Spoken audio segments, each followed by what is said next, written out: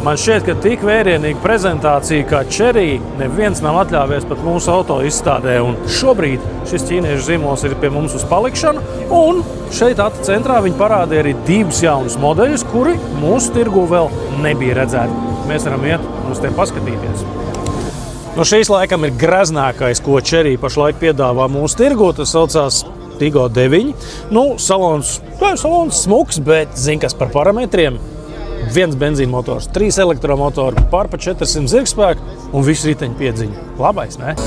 Jā, Chery bija iegriezis baigo ballīti, bet droši vien kāds pajautās, bet kurš ir pats lētākais Chery modelis, kādu pie mums varēs nopirkt? Tas izskatās šādi. Tas ir Chery Tiggo 4. Atceries, 4.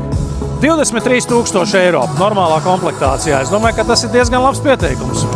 Tātad Tiggo 4, Tiggo 7, Tiggo 8 un Tiggo 9.